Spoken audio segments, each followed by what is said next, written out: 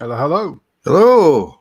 I was going to say welcome back, Scott, but I'm really the one that needs to be welcomed back because I'm not here close enough. Hi, Scott, again.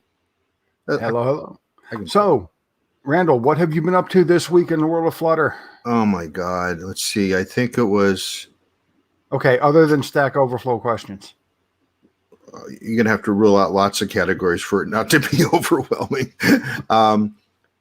Well, yeah, so just to be inclusive, I'm patrolling all the usual places and answering tons and tons of questions for people. But I think I've done 5 GDGs. Would be a Google Developer Group meetup specifically about Flutter. Like last night, I was somewhere, I forget where it was. Was that Denver? No, Denver's tonight. I'm doing a long talk on RiverPod for the Denver meetup. If you go to gdg.community.dev and you look for Flutter as a category, I'm probably at most of those. So that's pretty much how it goes. Because I find them easy. I take an hour or two out of my time. I get to meet a brand new group of people. I get to pass along some of the answers I figured out over the many years that I've been working with Flutter now, and it's just a lot of fun. So I plan on keep doing it as long as it doesn't interfere too much with billable hours. And people need to pay the bills. Yeah. I have, like today, I've got this meeting this morning and I've got the other meeting tonight, and somewhere in the middle, I've got to get about 3 or 4 hours of billable time in to keep both of my clients happy. So I think I'm going to be cutting out sleep from midnight to 4. I think that's pretty much the only other time I'm going to have to get stuff done. Goodness. I feel as busy as Simon says he is. Yeah, really. So there you go, folks. Yeah. That is the link for where Randall's going to be speaking. And that will be recorded. So if you don't get to see it live, you can still watch it all later in the playback. And we're doing a Q&A session at the end. So if you have questions about RiverPod or about anything Flutter related, you can get them asked and answered. Yeah, there you go. Thanks for the plug. Here. Oh, not a problem at all.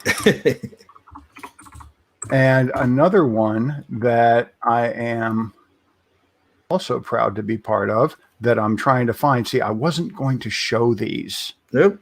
But now all of a sudden, since Randall is showing his, I'll show you mine if you show me yours. Yeah, really. Did we just go there? That was subtext, but I'll tell you what. I will hunt this. I will hunt down the actual link later, while some other fine folks are talking.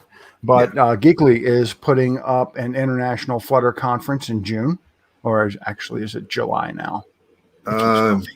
It was June or July. Okay. I remember seeing a notice on it a couple of days ago. So and I just posted something this morning, so I will get a hold of that and we'll post it. But yeah, that's going to be huge. I happen to be on the programming committee for that, and the number, I don't want to say the exact number of talks, but let's just say the number is crazy.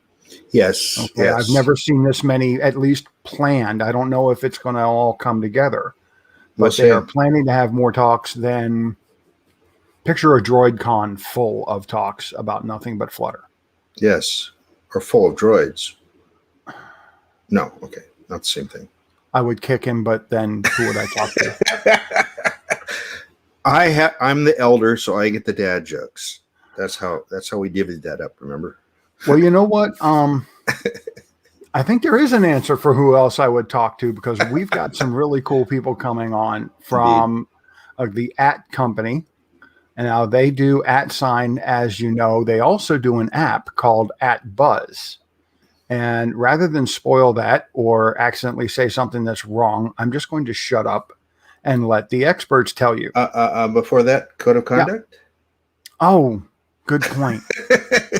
That's why you have a sidekick like me. There we go. Code of conduct. Alrighty. Don't be a jerk. Okay, basically. But be nice, be respectful, be constructive while interacting on YouTube and in YouTube chat. Excuse me. I know YouTube chat, YouTube comments, and respectful don't normally go together, but we're trying very hard, and that's the code of conduct here. So don't post anything if it's adult, rude, offensive statements, offensive according to 99% of the people in the world. So don't advertise or promote anything. This isn't the place for you to, to plug your products and plug your services. This is the big one. Don't spam your questions over and over and over. We're watching, but we've also got a whole lot of things we're trying to get to. And there are some questions that have come up during the week that we have made notes about. So we want to make sure we get to them too. So when you see us talking about questions that you don't see in chat, that's why. Okay. Harassment of any kind is not tolerated. Failing this code, you'll be blocked from interacting in chat. It's more than that. Okay. We had somebody who it wasn't enough for them to just say they didn't like somebody on their own Twitter feed or on their own Facebook.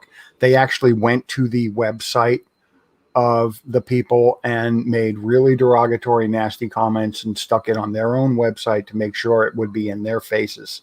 And that person was scrubbed from every single site in Flutter. They're gone from Slack. They're gone from any ability to write for Flutter Community Medium.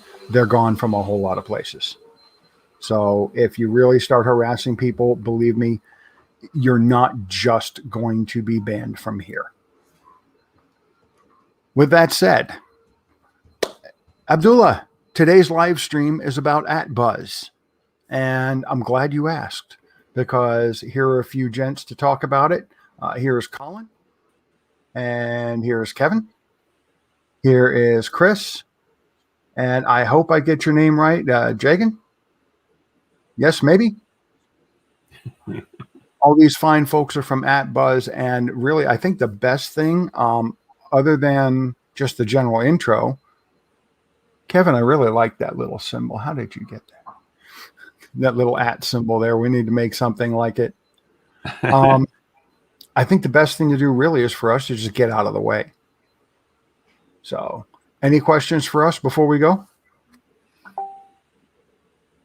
I'm going to take that as a no. Okay. Have fun, guys, and we'll be back.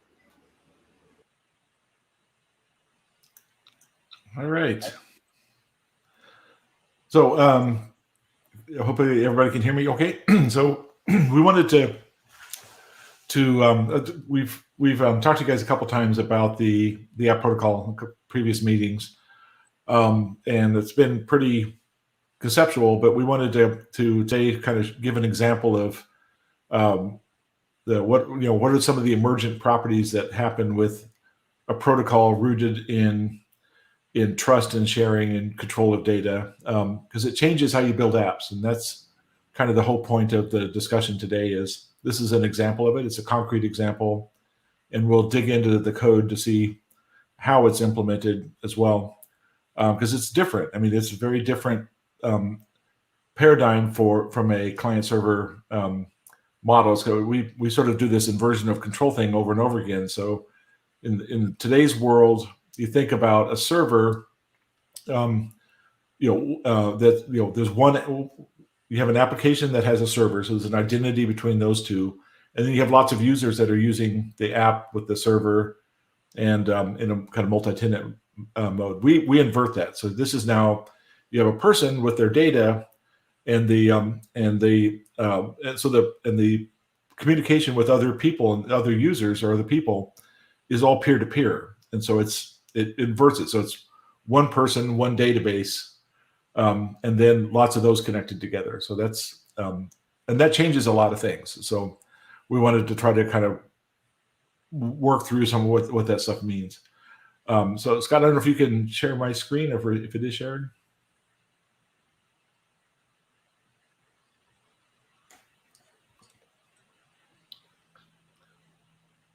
Oh, that's the demo. Well, we can. Should we start with the demo? Why don't we start with the demo? Oh, we could. There, how about that? All right, I'm just going to go through this really quickly. So I'm going to skip most of these slides, I think. First thing I wanted to let everybody know is this is kind of our functional architecture for the protocol, rooted in from a developer perspective. You'll see that the client SDKs and especially the mobile SDKs for Flutter, where you get a lot of the access to persistence on the device and that kind of stuff. So, and there's a bunch of services and libraries and widgets that are part of that ecosystem. But what I wanted to call out here is underneath the client SDK, there's a very modularized software architecture. I don't have a slide for that today, but maybe Jack and we could do that sometime in the future.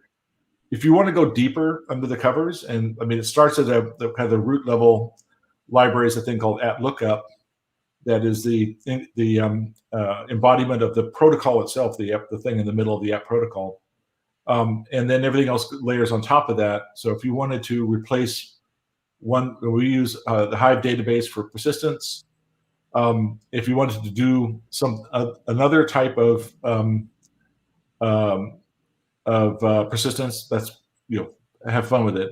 It's all open source. You can do whatever you want to with it. So there's a number of components that are put together into the SDK. You can see in the GitHub repo, and it's all available to you if you want to do whatever you want to with it. So, and I'm going to skip these.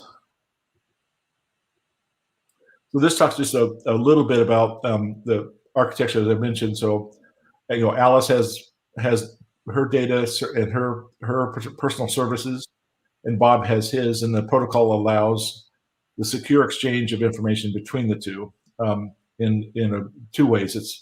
It's end-to-end encrypted, and it's encrypted in a manner that if Alice shares something with Bob, only Bob can decrypt and see the data. And so it's I'm not sure what you call that, Colin, in terms of security, but it's beyond end-to-end encryption because it's actually, it's individually encrypted. Is there a term for that? I don't think there is, no. But I mean, it's essentially PKI, but done within a protocol. So, and I think we can come back to this, Colin, if we want to. Yeah, let's come back to it. Nobody's interested in that. Yeah, I'm going to try to get through the slides here as quickly as I can. There's a lot of builds happening here. This is what I wanted to talk about. So the Buzz app is interesting because it exercises almost every dimension of the protocol, all the verbs. And the way that you have to think about it is that on your phone, if you're Bob on the left, on your phone, you have a combination of your data that you're creating and data that other people are sharing with you that's cached on your phone. So it's available offline, which is nice. And then the data API or the data sharing between those, if you have, this is an example of a chat, is a combination of a thing called notify. So you're basically notifying Alice that there's a message, and it's encrypted just for Alice. And so Alice is able to read that message, cache it on her phone, and then reply to it, where it's the opposite, where she creates data on her phone and shares it over to Bob, and then Bob gets a cached copy of it. And so it's a very different way of building applications in a real peer-to-peer manner. So it's an event model. So the notification happens when you create a message, and you in the syntax you say this is encrypted for Alice and notify Alice that there's data to pick up. But this is the model. So the other thing that's important is this is rooted in trust. So that because the only person in the world that can receive Bob's message to Alice is Alice, and that's provably true. We're claiming that's provably true, and sincerely believe that it is. Then people will feel comfortable sharing more things than they would possibly otherwise. So it creates this network of trust effect where I feel safe sharing this stuff. So I'm going to share things that I maybe wouldn't otherwise share with people because I know nobody else can see it or do anything with it or make a copy of it. So that's the premise. And I think I will stop there. If that's okay, Colin, do you want to maybe do a demo there? Or if anybody has, wasn't watching the questions though. Chris was. Okay. All righty. Thanks, Chris. Right. We'll see whether we can bring this into focus for everybody, if you would, Okay. Scott. Yeah, well, if anybody else, Jack and Chris or Colin, you guys want to say anything from there, or did I miss anything? I just posted the link to the GitHub org so that people have Perfect. that. Okay, so well, Colin's bringing that up. So this is Buzz. It's actually it's a third-party app. It's developed by a company called Renaissance, and Jagan is the owner of that development in so many ways. But it's an entirely new way of interacting with people, and so we call connections. And so this is basically starts where you're sharing information with somebody else instead of collecting information about somebody else. And that's, and so I will shut up now and let Colin talk. All right, let me introduce you to the Buzz application written by Jagan and the team. In the app world, everybody has to have an @ sign. So let me introduce you to two people. On the left, we have Alice. Her @ sign is Japanese Dove 9. And on the right, we have Cheryl. Her @ sign is Responsible Plum. Alice's mom is actually Cheryl. So there's a relationship there. And when you're putting together your Buzz app, you've got to think about who you're going to interact with. Because the way the protocol works is it actually knows who's asking for data before you have to give it. So that gives you an opportunity to give different data to different people for the same question. And that's shows itself in what we call personas. So if we look at the personas for these people, you can see Alice on the left has a number of personas, quite a few, because she's a complicated young lady. She's a photographer. She's obviously got best friends. She's got contact details. She's got family and work. And that says she's organized, different facets of her life. And if we look inside these personas, like look at the photography one, some details of what she's up to, what her camera is, and sort of interesting things for people that she wants to share photography stuff with. If we look at her besties, then it's obviously a telephone number and an email and a picture, and contact details is just boring old contact details. I guess we need those once in a while. Family. Pictures of dogs, grandma's birthday. So she can decide who she's sharing this information with. In your work, there's a work profile, and obviously she's just sharing that information with these two gentlemen that she works with. So that's what you're going to think about is what information do you want to share with individual people? Because you can share different people, different things to different people. And as entities join this, you'll be able to share different things with different entities, depending on how much you trust them. If you look at Cheryl's worldview, she's actually got a much simpler set of personas.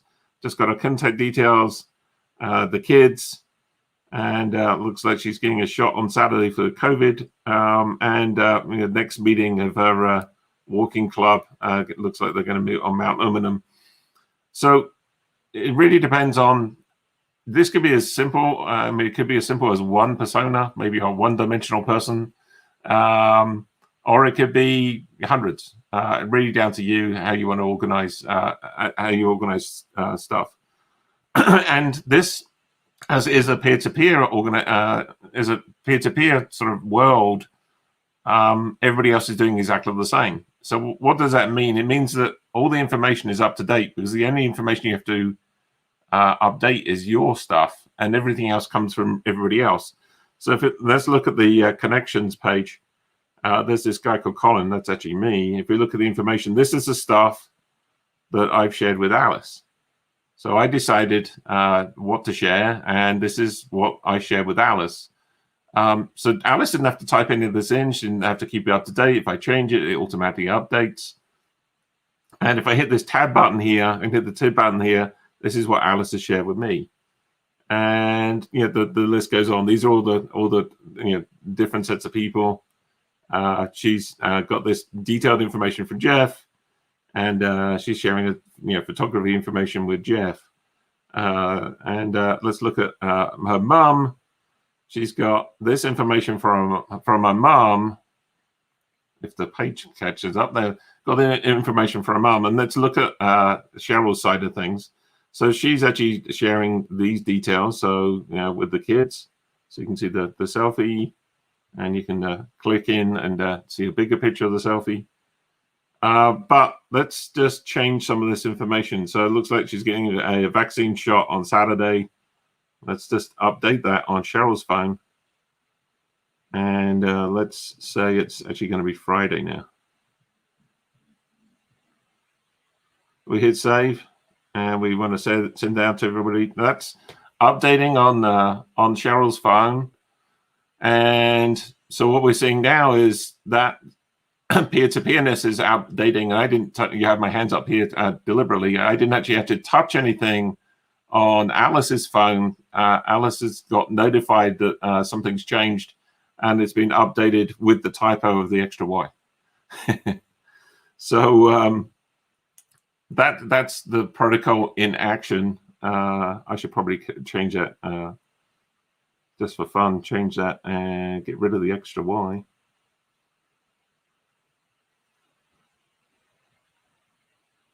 There we go. Save that. Update that. And so you imagine like all your contacts around the world using this. You only have to update your stuff. They update their stuff, and you get the latest information in real time. Now, what that information is, it could be anything. We've had obviously contact details are sort of the go-to, but there's simple things like Wi-Fi passwords. Made my life easier. Update the house Wi-Fi password. Everybody's got it when they come around. Don't have to worry about that. I had a garage door opener to get into the house. I can only I only need to share that with certain people. It could be anything like.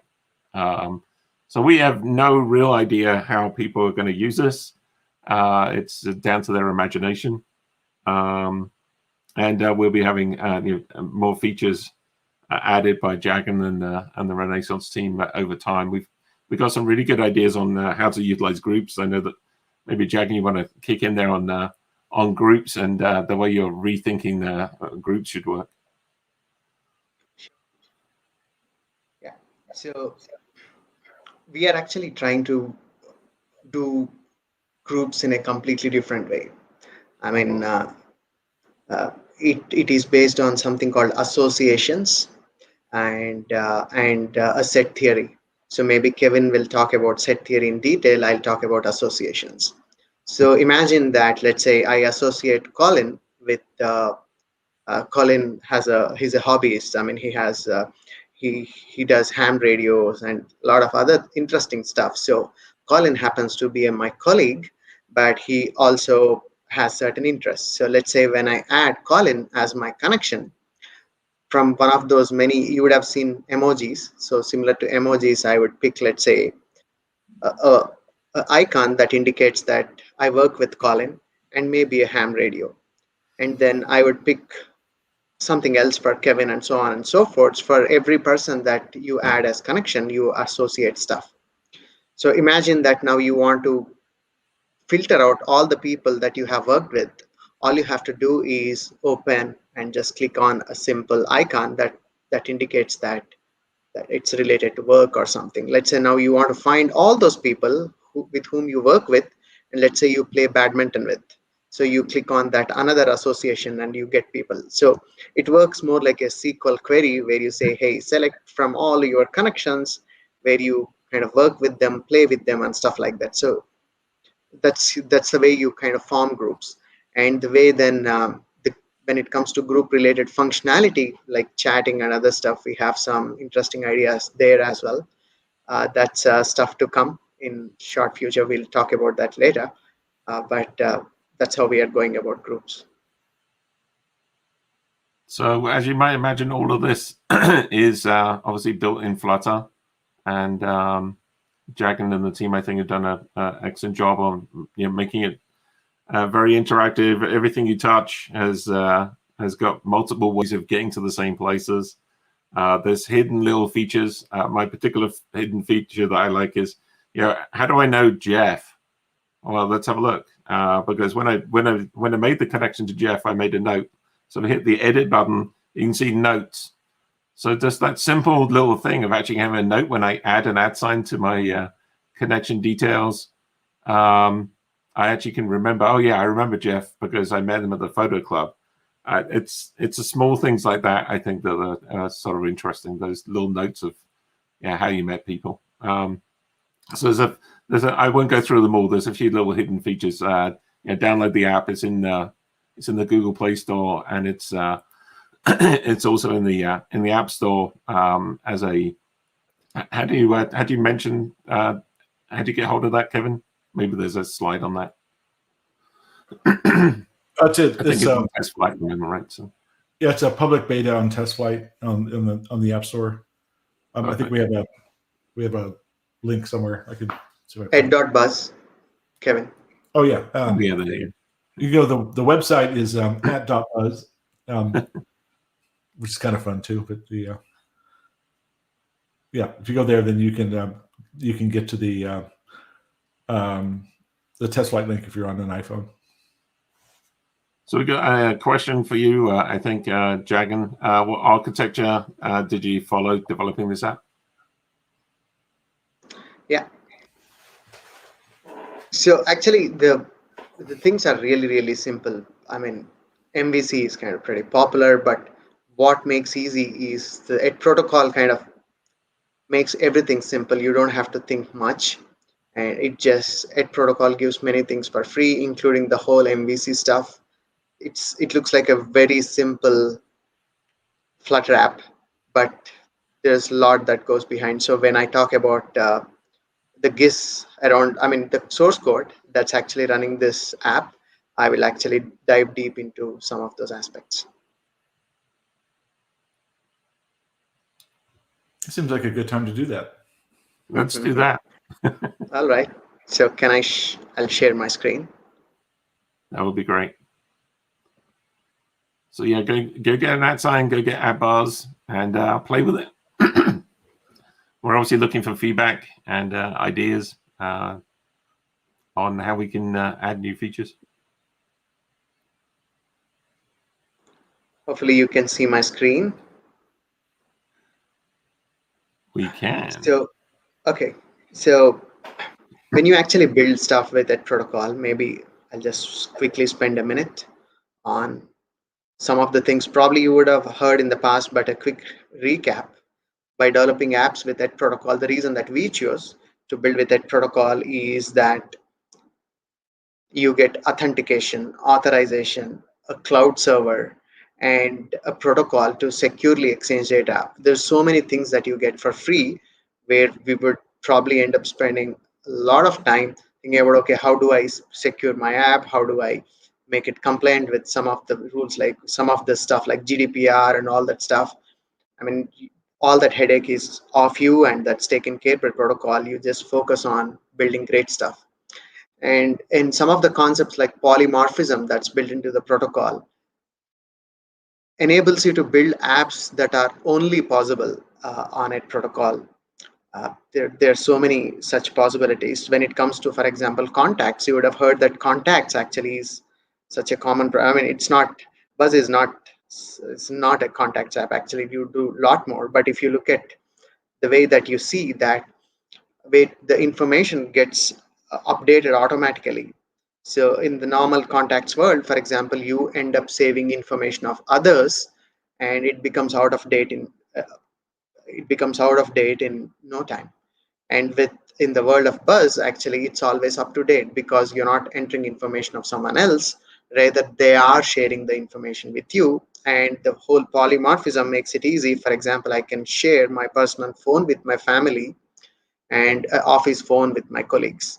So the view of me by world, actually what they are learning about me is quite different. When someone Alice sees my information would be completely different from what Bob sees. That's all that interesting stuff. And all those are the things that we needed. And interestingly, all of that is built into the protocol.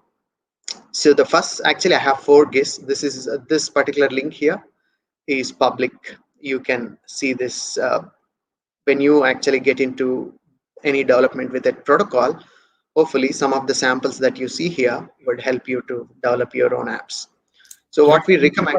Can you enlarge the text on that, please? Yeah, It's easier to sure. read.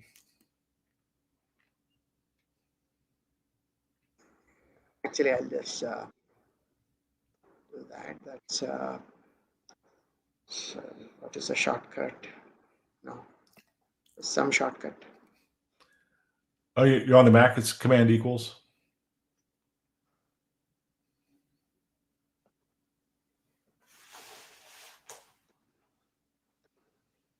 This works?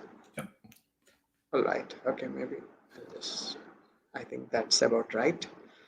All right. So the first thing that we always encourage you to think when you're developing on a protocol is think of your data model.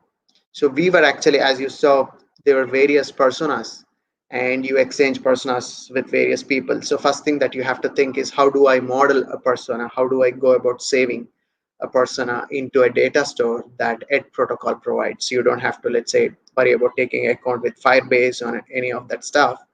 You just have to think of your data model. So this is the data model that we have for persona. I mean, as a data model itself, nothing interesting. It's nothing to do with, and it doesn't have any protocol specifics, but it's a data model. For example, persona is a list of entities, and those entities are key value pairs that you see. For example, phone is a key, value is a number, and email is a key, and the email ID is a value, so on and so forth. So each persona consists of list of such entities, and then you end up sharing them with @signs. So persona is kind of our template, and you keep the template. Let's say you create a persona and not share with anyone, so the template is created and not shared with anyone, and it's just lying there waiting to be shared, and eventually you end up sharing personas with people, maybe with organizations in future. So everything that you see here is actually how we have actually modeled a persona. And the toJSON and frame.json are really, really important, and they'll come into handy when you eventually start sharing stuff. But I think rest of the schema here is not much of interest, but the basic point that we want to make it here is always think of your data model first, and then go about designing rest of your screen. So a personalized list of entities, and maybe I'll quickly walk you through the entity. So entity is a key and value, and there's a lot of metadata attached to an entity. So you get a lot of protocol magic by setting some of these. So these are small little switches that you switch on and off, and protocol starts giving you many interesting stuff. For example, I'll talk about some of these stuff here. So TTB is a switch that you can switch on and off. When you switch it on, the information that you shared would be eventually would be available eventually. Let's say I can, if I set a TTB value of, let's say, 5 days from now, I could actually share something with you, and the data would be available after 5 days, but I would have already shared that with you. For example, TTL is like the self-destructive message. I can say that I would like to share this information only for a day, or only for a minute, or only for 5 days, so on and so forth. TTR is related to the cacheability, in the sense I can say that, hey, I want to save this piece of information with you. By the way, you can cache it, and maybe make sure that you keep refreshing, let's say, every now and then, so that I would have changed this information. Let's say if I set TTR for a day, and let's say I am sharing my location for the heck of it. Let's say, think of that thing that I'm sharing my location with you, and I set TTR as a day, and a protocol automatically would refresh the value after a day. So you would always get a latest value after a day. So there's so many things like that that you can do. So that's with the persona data model itself. Let me actually show you this. Saving persona for self. So before you actually share any information with anyone else, all the information that you create typically lies in the user's namespace. You would have seen the Japanese downline on the left. So Alice and Alice's mom trying to share information. So when Alice puts that information in the Buzz app and tries to save with that protocol, the information lives in Alice's namespace. So when you actually work with ED protocol, you get certain classes. So ED client service is one such class that you get with ED client SDK. So it gives a number of utility methods. One such thing is ability to get your current ED sign. So, and then let me walk you through the high level flow. So what happens is, let's say now you want to save this persona that you have created for self. So any ED protocol app deals with two basic things. There's something called ED key and there's something called ED value. So you deal with keys and values. And when you create a key has a name, and I'm sorry, key has a name and a certain metadata associated with the key. So in this case, key could be anything. For example, the key could be phone at Jagan or email at Jagan, and the metadata is related to, for example, with whom I'm sharing this. So right now I'm sharing it myself. It lives in my own namespace, and at this point it's encrypted for myself. And then that's the key. So I'm creating actually a key that indicates at protocol that, hey, please save this key in my namespace and make sure that it is encrypted. How it is encrypted is all automatically done by protocol. A protocol knows my PKI information, and it would retrieve that and it would save it for me in a completely secure way. And then comes the term, then comes the value. So the value is the persona encoded as JSON. So there's a key and persona encoded as a JSON. And what you do is, again, you call a simple put method. There's so much that goes behind the screen. So a protocol kind of makes its API super easy for us to build stuff. You simply call as if it's a hash map. You just call a put and get. In this case, I'm calling a put, saying that, hey, this is the key and this is my persona, and please go ahead and save that. When you actually do that, a protocol has this concept of local secondary and the cloud secondary, and a lot of encryption happens behind the screen, and the information is first saved to the local secondary, and it would be automatically synced to cloud secondary. It's all free. You get all that for free. So at this point, you have seen that you have modeled your persona, saved it for yourself, and then comes the all interesting stuff of actually sharing with persona with someone. This is really, really interesting.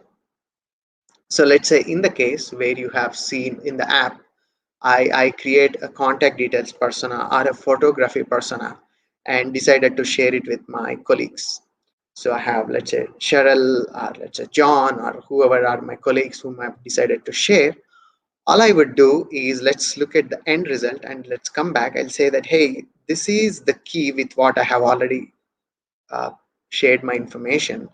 And this value is the JSON. If you see, they look exactly the same. I mean, you call put when you saved it for yourself, and you call put when you want to share it with someone else.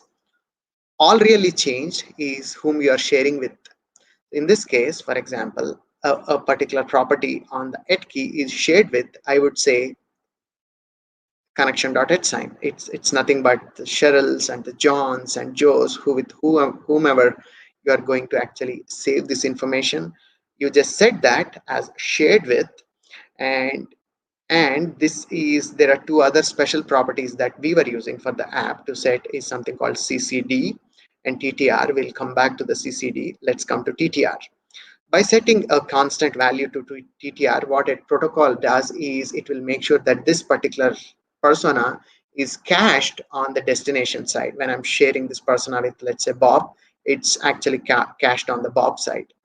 And then by setting a simple property called CCD equivalent to true, what it does is, let's say if I happen to unshare or delete the information that I have shared, it would be automatically deleted on the server, the other side. I mean, so it's deleted on the Bob server. It's all happens built into the protocol, and it is all automatically. It happens automatically. Basically, I am deciding that information that I share is deleted when I want to. you can imagine that it's such a powerful thing.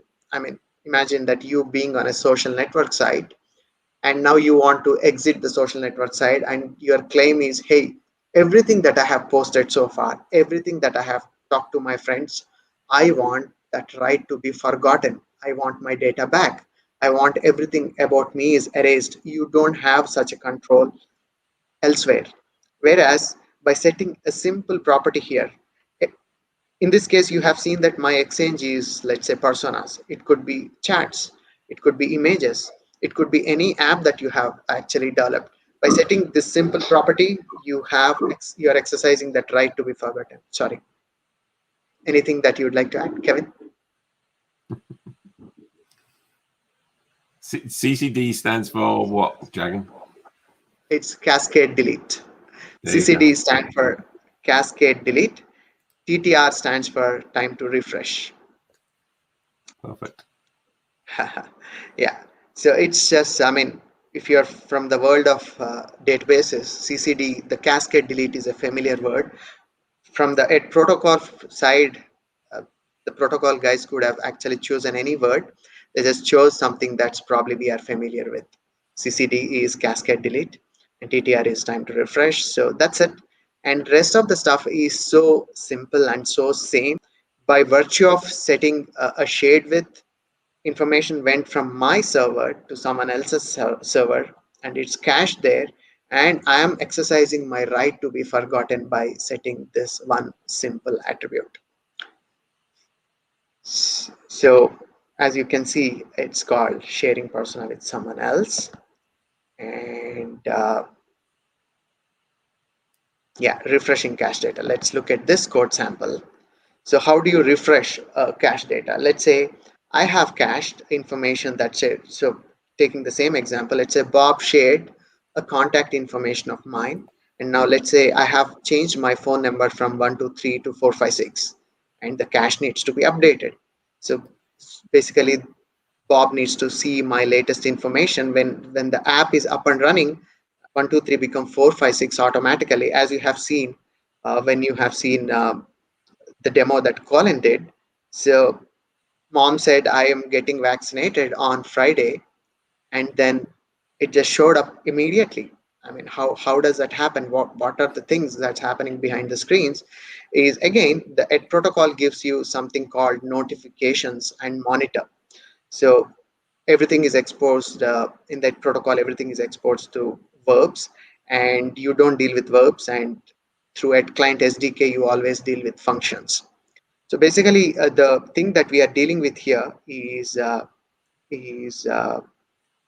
notification. So let me show you something. Yeah. So ED client is one of those utility classes that SDK exposes. What you are doing here is you call something called start monitor, and when you call this method start monitor, you ignore this argument for now, but focus on the second argument called accept stream. The start monitor method gives you an argument which is a callback function, and the callback function, you keep on receiving the set of responses that you get from your server. In this case, for example, I notify Bob that, hey, I have changed my information from 123 to 456.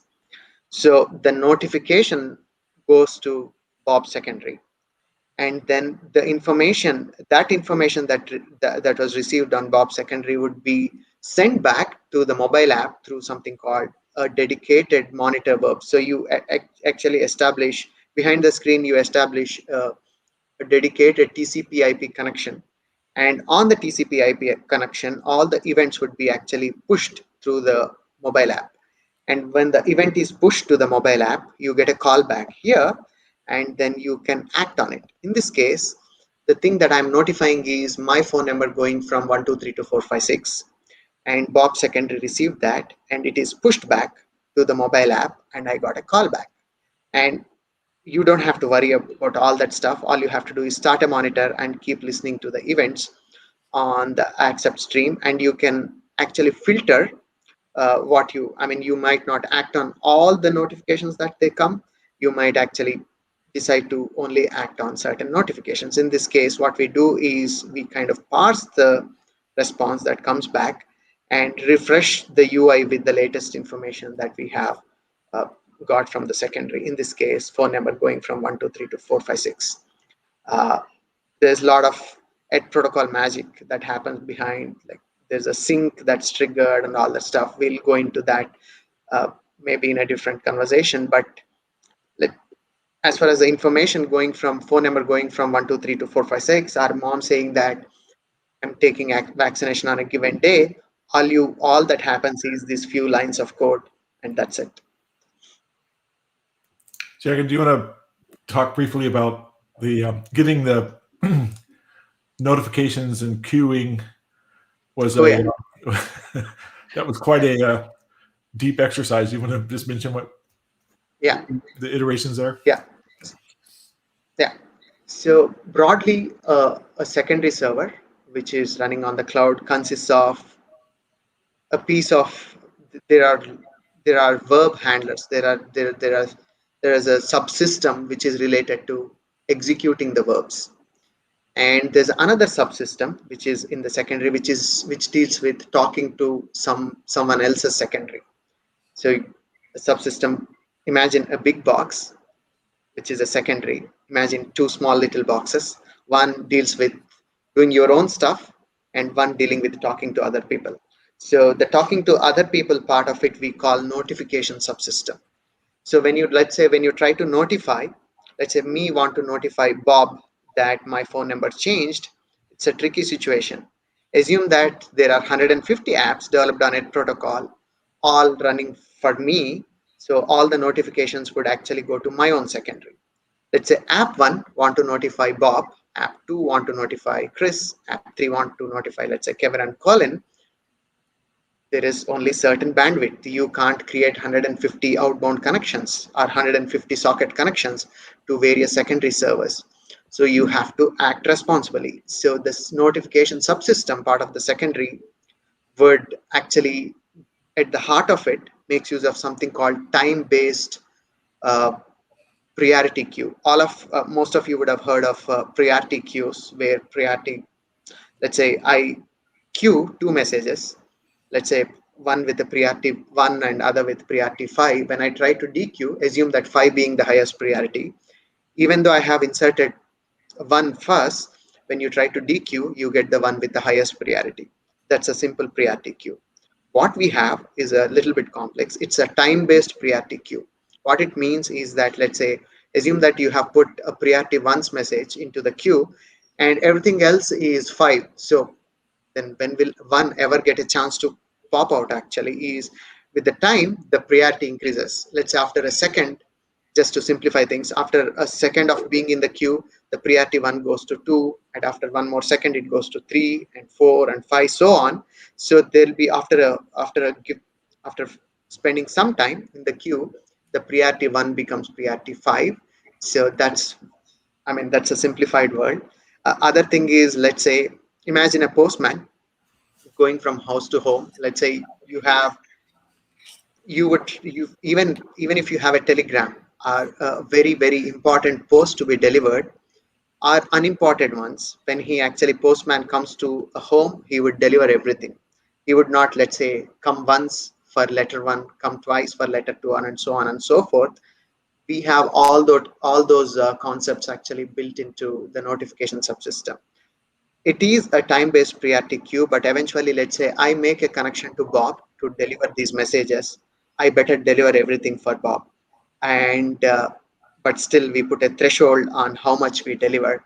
So all these concepts are built into notification subsystem. But to simplify things, it's a time-based priority queue that honors certain network delays. So when you make a network connection, you better deliver everything destined to that person.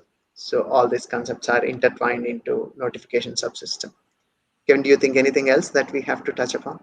No, that was just the one of the beauties of having software people and network people working together is that you learn from each other a lot. So Colin contributed a huge amount into helping us optimize the subsystem, because it's a beautiful piece of work, I have to say.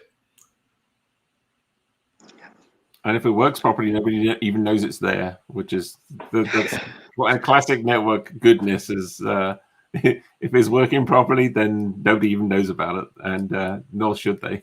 So the great thing is you don't have to know about that as a developer when you're developing on the app platform. But you can rest assured it's being done for you. Yeah. And there's one other piece of magic that happens between your phone secondary. I mean, if secondary is confusing to you, imagine that the phone storage to the cloud storage is through a mechanism called sync, where it's all kind of done automatically. You save something to your local secondary or your local storage, it would be seamlessly synced to your cloud storage or cloud secondary by virtue of something called sync that's built into the protocol. So when I save a persona for myself, it's available in two places. It's in my phone, it's in my cloud storage. Even if I uninstall my app or erase everything that's on my phone, I lose my phone, I get my new phone or install it again install again on the existing phone, you get all your data back by virtue of sync that would have happened without your knowledge. So last but not least is we talked about saving persona for self, sharing persona with someone, and refreshing cache data. Okay, that's all. That's a full lot. With respect to showing the code.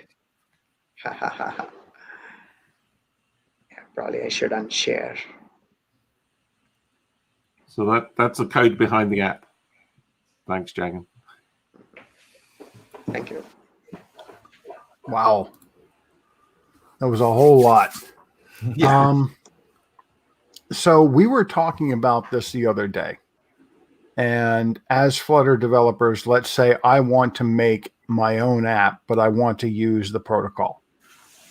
And one of the things, of course, the user is going to have to do in order to verify their @ is scan the QR code. Right? So Yep. do I have to build the whole QR code reader and tie into your API, or what do we have to do here?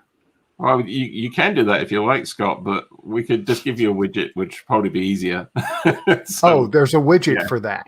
There's a widget for pretty much everything at this point. Yeah. So if you want to authenticate, there's @Flutter, @authentication Flutter, I think is the name of the widget. And it literally does everything for you. It'll actually fire up a text box on the screen, say, what's your @? You type in your @, and if you've got one, it will detect whether it's been activated or not. If it hasn't been activated, it'll fire up a QR code scan reader, and you can scan it on @sign.com, and you'll be up and running. If you have already authenticated, it will figure that out, and it will ask you for your private keys, which you would have stored. So we never actually get to see, at the app company, we never actually get to see any private keys. They're the encryption keys and authentication keys. They're actually cut on your mobile device, and you get to save them. We never get to see them. So everything there is a back end, although from a developer point of view, you don't need to know that there's a back end. All of that back end's abstracted away. But as a developer, you can't actually see people's information. And as an infrastructure provider, we can't see people's information, and we can prove it because we haven't got the keys.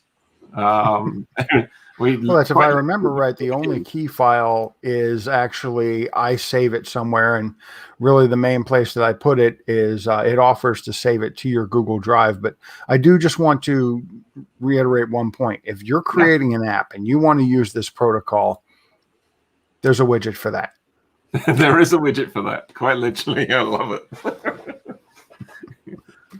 So, yeah. And we really like it when people come up with their own widgets that do something interesting, and then they open source them. And that's been a lot of fun. So we've had developers that have said, I got this widget that does this. I'm like, that's really cool. Like, can I open source it? Like, hell yeah. So somebody else can use it. So that's happened time and time again.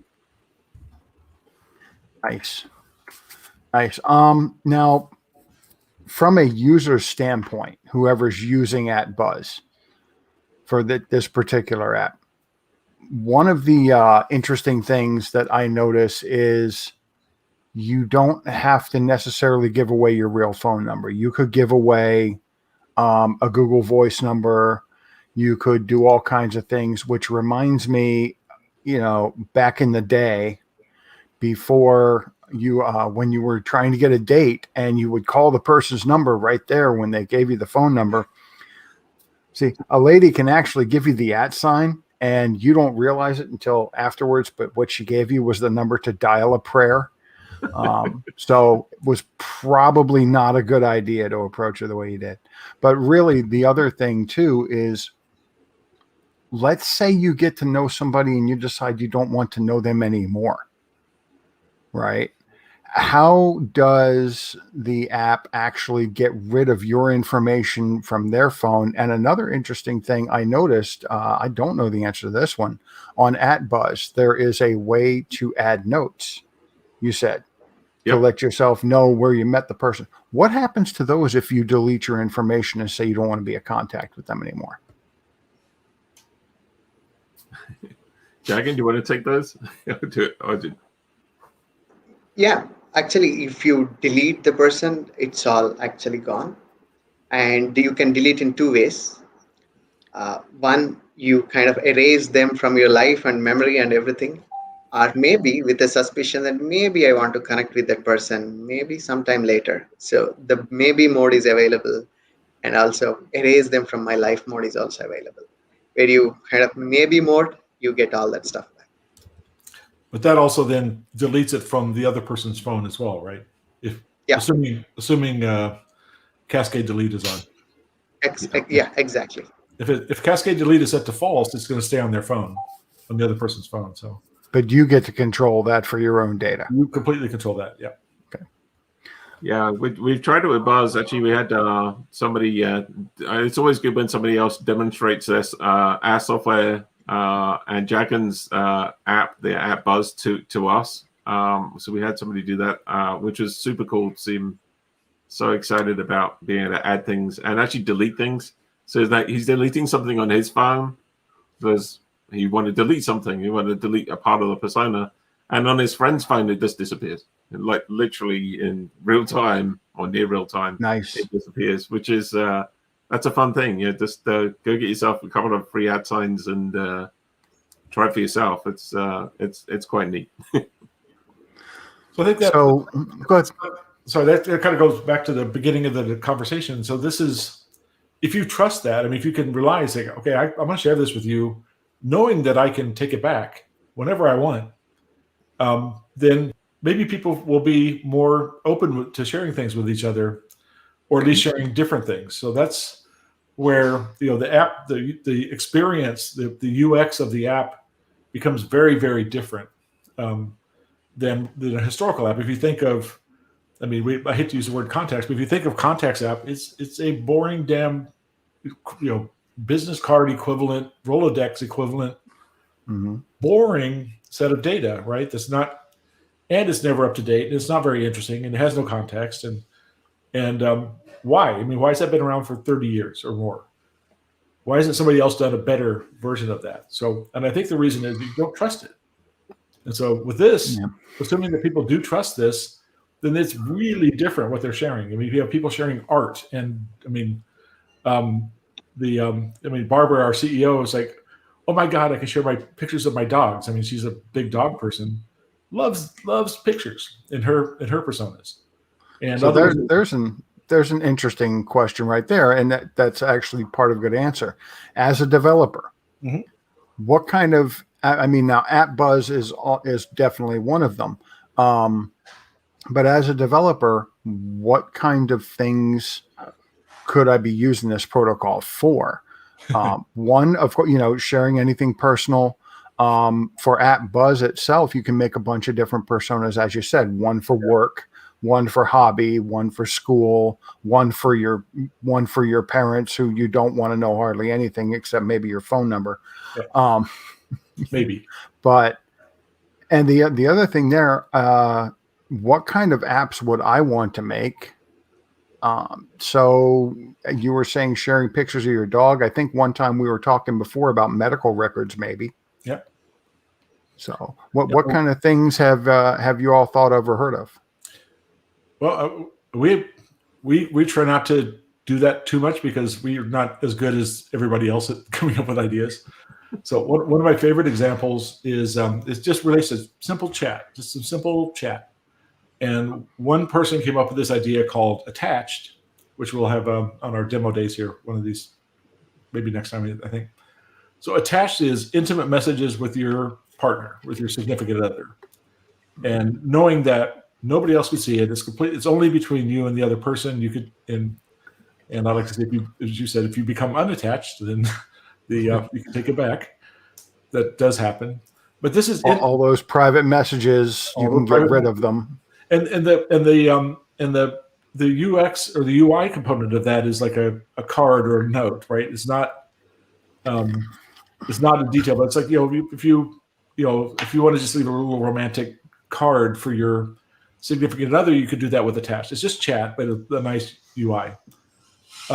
So that's intimate connection with one other person, direct and deep. The other are using exactly the same library, exactly the same widget library, is called Space Signal, which is, I want to connect with somebody randomly in the world. I have no idea who they are, and start a chat message, knowing I can take it back if I find and block them forever. I mean, so the two. It's like chat roulette with a safety feature built in. Exactly. But, I mean, you couldn't imagine two different, more diametrically opposing use cases. Chat with a random person in the world and chat only with a intimate, connection. And those are using the exact same library. So we can't dream this stuff up, but that you can create those new experiences. That, I mean, imagine being safe chatting with somebody randomly, knowing that they can't copy your information. I mean, that's kind of important, I think. Yeah. So Randall, you've been way too quiet. 60 or 70 ideas in the pipeline that are in various states of idea to writing code to so there's more ideas than we can ever think of. So Kevin, myself, and Chris, we're working hard on the back end infrastructure and the SDK and all the bits and pieces that make that work. And people like Jack and his Buzz team are writing apps. We're not really in the app business, but we do like putting together widgets that other people can use to get them up to speed and code cool apps as fast as possible. And also, you don't have to pay for anything, which is quite nice, right? So everything, all the back end is essentially built into the SDK. You don't have to worry about any of that stuff. Speaking of the back end, now let's say for a minute I wanted to build build an app where I was controlling all of my personal information. And when I say my personal information, I mean things like my birth certificate, a picture of my driver's license, which sometimes gets asked for. Yep. When you are doing things online to identify yourself, a picture of my passport, of my discharge papers from the military, all this kind of stuff that might need to be shared. I take it there's a protocol in there for sharing files as well. Maybe files from my Google Drive, which could then be cut off later on or something like that. Yeah, so there's an app that's being developed at the moment, and there's an app that's already out there called Atmosphere that does file transfer. So Atmosphere is essentially both people are online and you share a data stream. So you can share a single file as a data stream. So it's an encrypted data stream from phone A to phone B. But what you're talking about is what we're calling Atmosphere Pro, which we're working on, which essentially gets a file or a bunch of files, encrypts them with signs them with your keys, and encrypts them with the other person's public keys, and then drops them off in a file bin somewhere, and then notifies the person you want to share them where the file bin is, and obviously how to pick them up. So the idea here is that if you want to share something like that, it gets shared by that mechanism, and it sits on a server somewhere in the cloud. It's an encrypted blob. Nobody other than the person you're sending it to can actually open it up. Right. It sits on there for X number of days, whatever you want to set, and it gives them a time to pick it up. So you can do it asynchronously. You don't have to be both active at the same time. So then the interesting thing too is you can set this up so that only one app, of course, can decrypt it. Yep. The one that you create, and then you set that app up so that it will definitely not save the unencrypted file. You got it. Yeah, you can do it either way. I mean, that's down to the app developer. What we've tried to do as much as humanly possible is try and keep the protocol as the underlying network protocol as ridiculously simple as possible. And if it can be done in the app, then it should be done by app developers, not by the protocol. So we're only trying to do things. We don't want to limit anybody's imagination by saying you can't do this, or you can do that, but you can't do that. Pretty much everything's possible. Okay. So I'm going to play a devil's advocate for a second because Scott says I was too quiet. I was listening really intently to that conversation about being able to delete conversations that I've had with somebody. But what's going to stop somebody from just taking screenshots of all that and posting it to their friends on Facebook? That's a Chris question. What's going to stop somebody doing that? Yeah, I've got a stock answer to this. In that there's always an analog hole. If you've got a screen in front of you, you can take a picture of it with another camera. And there's usually a digital hole, which is you can screen grab, or talking about the encrypted files a moment ago. It's sort of as the moment you let somebody decrypt an encrypted file, you've lost control of that information, and you're kind of relying on good behavior at their end. Yep. So for things like those identity documents, my personal practice there is I always watermark them only valid for identity proofing by person I'm sending it to, and then when their security sucks, at least people won't be able to impersonate me on Facebook and reset my account and whatever else. Well, what account? I don't have a Facebook account, but it'd be easier to. I know more developers who say that. I'm only on Facebook because of all my friends on Facebook. Yeah, high school friends, family. Yeah. You need to move to Buzz, clearly, Randall. Sorry, what? You need to move all your friends to Buzz, clearly. There you go. Something like that. So, Yes. Okay, now let's say I am friends with Randall on Buzz. What can we do? We can look at each other's contact information, yes, but what do we do from there? You can share pictures just like you can. You can share comments. Yeah. You decide what you want to do, I guess. We could never tell you what to do, and interesting enough, we can't even see what you're doing. Well, I was just, if it's also a chat app as well as we won't see a contacts app because that would be boring. Jack and the team's working on a couple of things which I think are super interesting. So I'm not going to mention them, but Jack might want to mention them. Yeah, it's what you're seeing is a version 1 at the app, Scott. Okay. You should be able to even pay your friends on the app, and you should be able to group chat, file sharing, photo sharing, and paying other people are the things that we have next in the pipeline. So version 2 might not have all of them. The payments might come in the version 3, but version 2 you should be able to chat, create groups in a very interesting way, and do group functionality. Whether it's we were trying to do calendar and other stuff too, but next would be ability to, let's say, group email, group call, all that by the set theory and group associations that I was talking about. Ability to easily group people and do certain group functionality.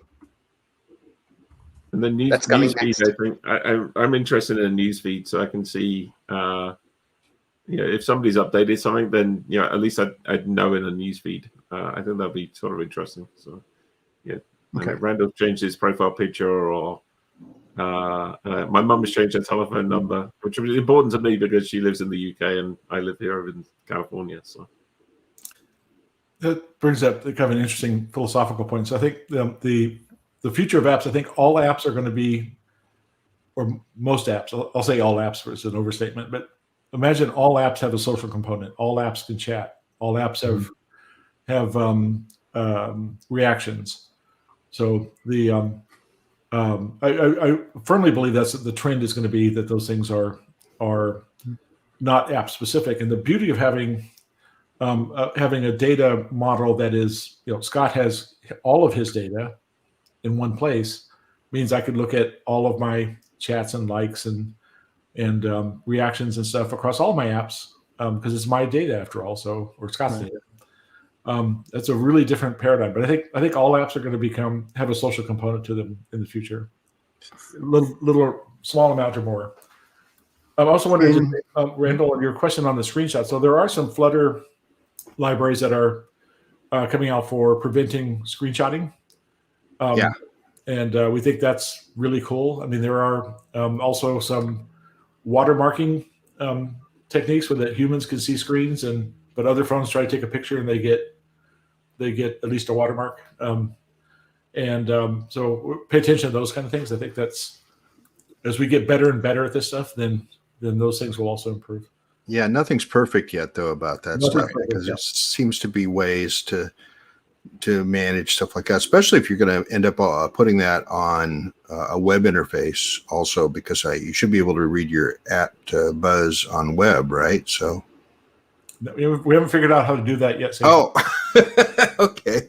Well, then don't read that. Web. Yeah. But no, in all seriousness, though, I mean, Flutter, you can produce a web app, which a lot of us are trying to encourage people. Don't try to make your whole website out of Flutter. Okay. Number one, it's tricky to do in a way that's going to be decent with SEO. Number two, it's absolutely unnecessary unless you're making a full screen game. Yeah. So I was going to say earlier to your comment that all the apps are going to evolve and have a social component. That reminds me of 30 years ago, we used to say that all the apps would eventually evolve to where they could send and receive mail. It was sort of the required upper bound for every app. And once it did that, it was a pretty useless app. Yeah, as if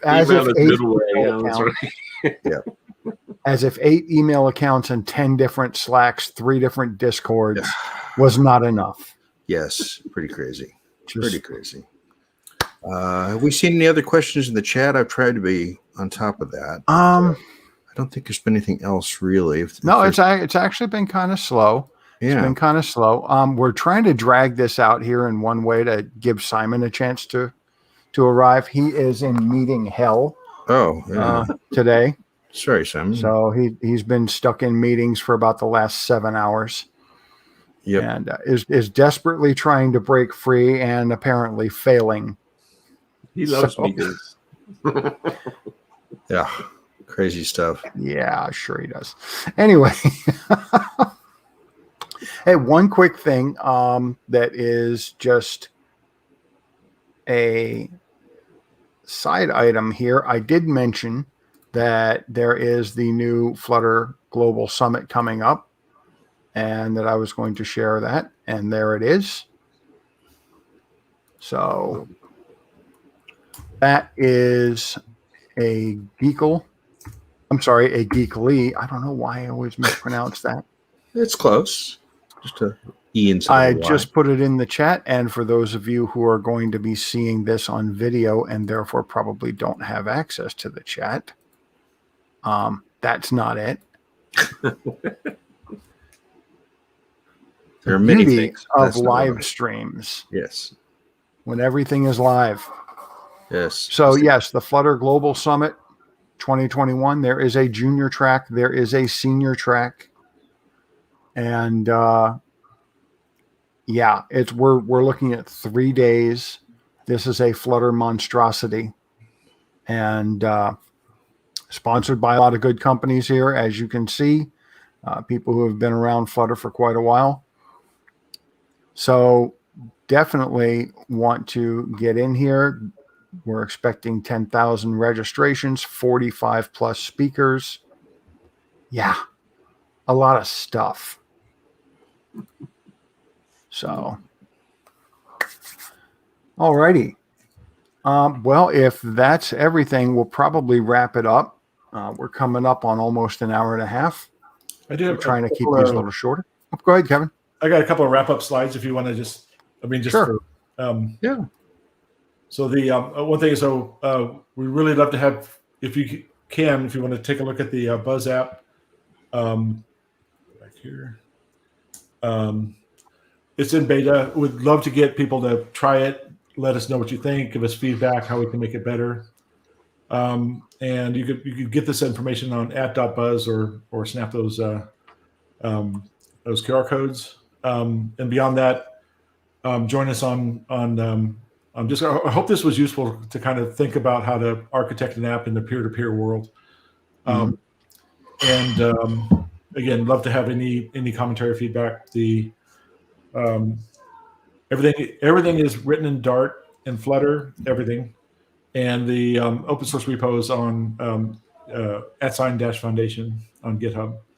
So join us in there, ask questions, follow us, let us know how we can make these better. Looking for contributors if people want to jump in and help out. So there's my shameless pitch at the end for. And remember, the man said it is in beta. This means that you give feedback, not whining and complaints. Oh, it's That's feedback. Those are feedback. Not good feedback, but it's When somebody says they're on version 7, then you complain. When somebody says it's a beta, just be helpful. Yeah, and your ad lots sign more to come. here. And Wow. all Yeah. feedback welcome. Can I type any name here then? Is that how my Probably not. they're probably all Yeah. taken, right? You know what? I think I got the last @ that was left too. Yeah. Oh, I have to register. So maybe you first. want to take number 3, Randall. Yeah, take number 3. I have to register first. This is just to connect up with people, apparently. Exactly. Yeah. You have Honestly, to quick get your tip. iPad first. When you go to get your @, if you are not going to get a custom one, and if you want to let the computer generate it, there are a number of different topics that it can choose from. Hit the retry button a lot. Have some fun with this. Okay. Grab a drink, laugh at the things that come up until you finally see one that you like. Yeah, and please get a free one. You don't need to pay any money at this point unless you really want to. But get a free one and then play with it. Let us know what you think. The free ones are pretty fun. Free ones are really fun. We tried to make it fun anyway. I'll tell you what, just so everybody knows mine, I ended up playing roulette with it for about half an hour, and I came out with Magnificent Caribbean Green. Wow. So I'll take it. It's magnificent. That's just legal now, right?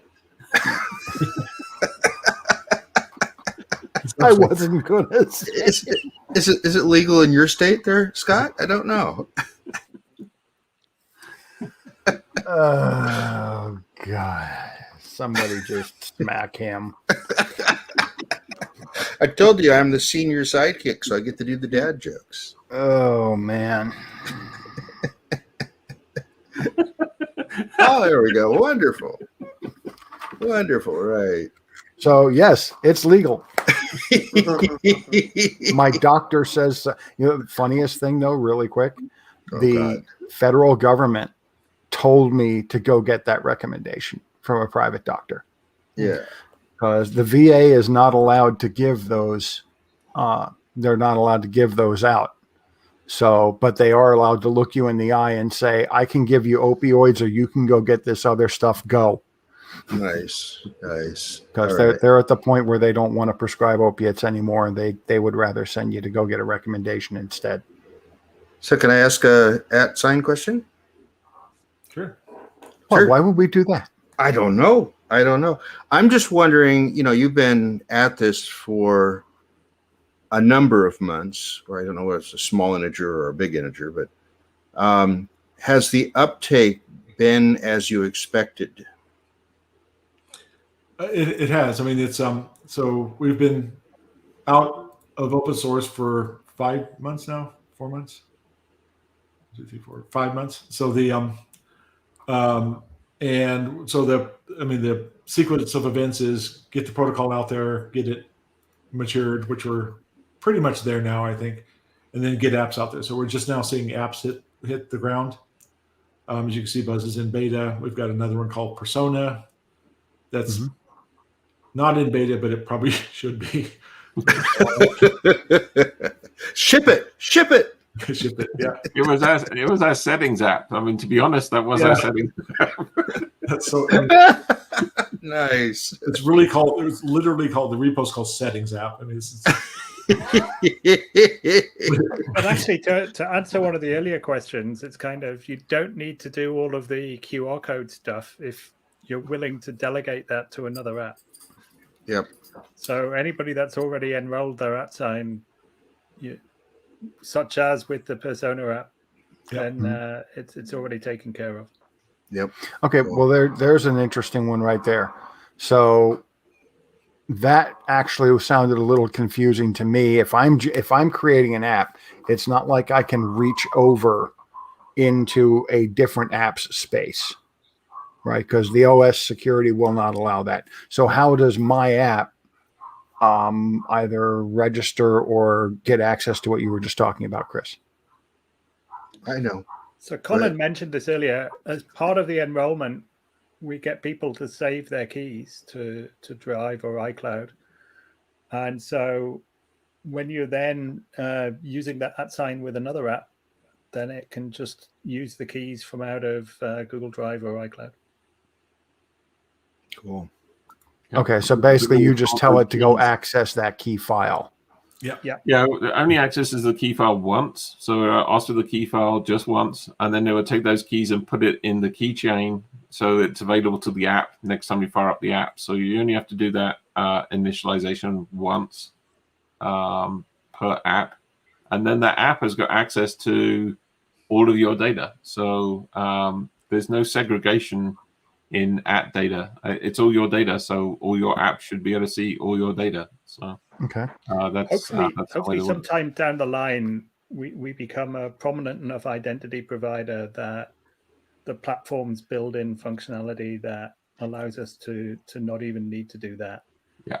So if you think about, let's say, the Google ecosystem, you sign in to the Gmail app, but that Google identity is then actually a platform identity that's available to the Google Drive app and the Google Docs app and the Google Presentations app and so on and so on.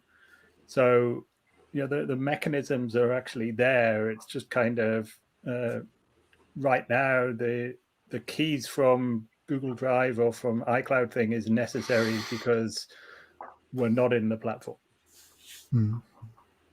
You see, I've said this before, I think in one of your previous appearances here, but you'll really win the geek community over when you tie this somehow into PGP key signing. Because a lot of people have gone to a lot of work of meeting physically together and signing each other's keys and creating a network of trust. It sounds like you're trying to reproduce that as the next generation, but if you could marry the two, that would be awesome. Or maybe I shouldn't be talking to you guys about it. I should be talking to our audience. Please come up with this and use the tools these guys are providing to marry PGP key signing together with @sign. Yeah. And one last thing here before we go. Remember, if you make another app or if you have another app that also uses your @sign, kind of almost like a single sign-on type thing. Hopefully you can use @sign to sign on to everything. Yep. And then that way you can revoke permissions wherever you like. However, if you don't keep that key file, you are screwed. Yeah. Okay, so put the key file probably in your Google Drive or in your iCloud. If you're really paranoid, then save it somewhere locally, but don't lose it, because then you will never be able to add another app to your @sign. Yep. And no, they don't have a copy of your keys. Forget it. Can't help. Yep. But multiple apps helps. Backup key files helps. And the keychain backups from the device also helps. So if you restore your phone, you can recover your keychain.